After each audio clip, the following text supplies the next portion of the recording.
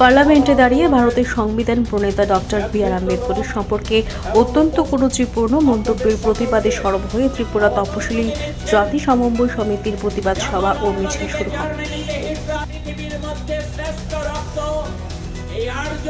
ভারতবর্ষ স্বাধীন হবার আগে দ্বিতীয় বিশ্বযুদ্ধের যখন রণদামামা সারা পৃথিবী অবস্থায় তারা যেতে পারেনি।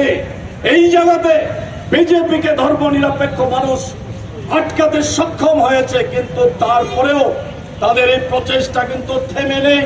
এই প্রচেষ্টা তারা অব্যাহত রাখছে।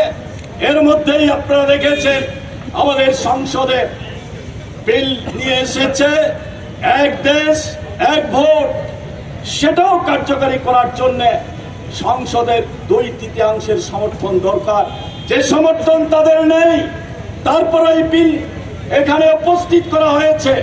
তার মূল কারণ হচ্ছে আমাদের দেশে আজকে যে কৃষকরা সংকটে ভুগছে, শ্রমিকরা সংকটে ভুগছে, বেকারদের কর্মসংস্থানের কোনো সুযোগ নেই, গ্রামীণ বেকারদের কাজ নেই, এমনকি রেগার কাজ কমে যাচ্ছে, জিনিসপত্রের দাম বাড়ছে, জীবন জীবিকার মধ্যে চরম সংকট দেখা দিয়েছে।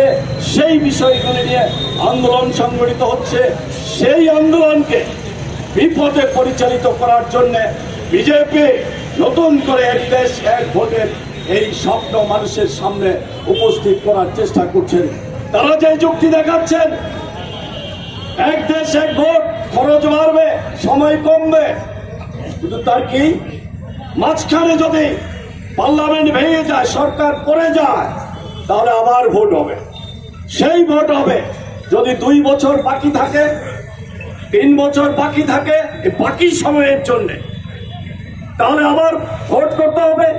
তেমনি বিধানসভার ভোট রাজ্যের অধিকার, যুক্তরাষ্ট্রীয় কাঠামোর মধ্যে কেন্দ্র এবং রাজ্যের ক্ষমতার ভাগ আছে, তো রাজ্যের সমস্ত ক্ষমতা কেড়ে নিয়ে এমনকি পঞ্চায়েত পৌরসভার ভোটের অধিকার কেন্দ্রীয় সরকারের কাছে নিয়ে যাওয়ার চেষ্টা করছে। তেমনি বিধানসভা ভেঙে গেলে 2 বছর পর, 3 বছর পর আবার ভোট হবে। কতদিনের জন্য? বাকি সময়ের জন্য। তাহলে এই ভোট বাড়বে না কমবে? এই যে যুক্তি দেখাচ্ছে মানুষের দৃষ্টিকে অন্যদিকে ঘুরিয়ে দেওয়ার জন্য, অবাস্তব যুক্তরাষ্ট্রীয় ব্যবস্থাকে ধ্বংস করে দিচ্ছে, সংবিধানকে ধ্বংস করে দিচ্ছে। তাই এর বিরুদ্ধে গোটা দেশের সমস্ত অংশের ধর্মনিরপেক্ষ গণতান্ত্রিক শুভবুদ্ধি সম্পন্ন মানুষ যারা, তারা আজকে এগিয়ে আসতে হবে। স্বাধীনতা যে স্বপ্ন নিয়ে আমরা দেশ স্বাধীন হয়েছিল, যে স্বপ্ন নিয়ে আমাদের সংবিধান গড়ে উঠেছিল, তৈরি হয়েছিল, সব ধর্মের, সব বর্ণের, সব ভাষাভাষী মানুষের অধিকার সুপ্রতিষ্ঠিত হবে। কথা বলার অধিকার থাকবে, মত প্রকাশ করার অধিকার থাকবে, আন্দোলন করার অধিকার থাকবে, কিন্তু সমস্ত অধিকারকে আজকে চুরমার করে দেওয়ার জন্য এই প্রচেষ্টা করছে বিজেপি।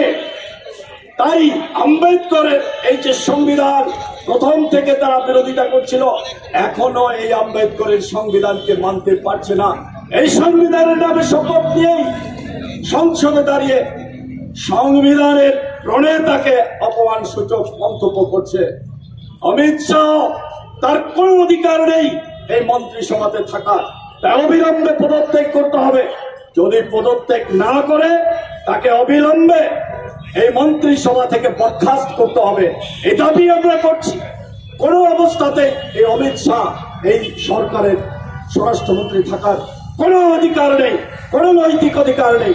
দুর্ভাগ্যের বিষয় হচ্ছে এই যে আম্বেদকরের প্রতি, ধর্মনিরপেক্ষতার প্রতি তাদের যে ঘৃণা, তার বহিঃপ্রকাশ ঘটেছে অমিত শাহর বক্তব্যের মধ্য দিয়ে।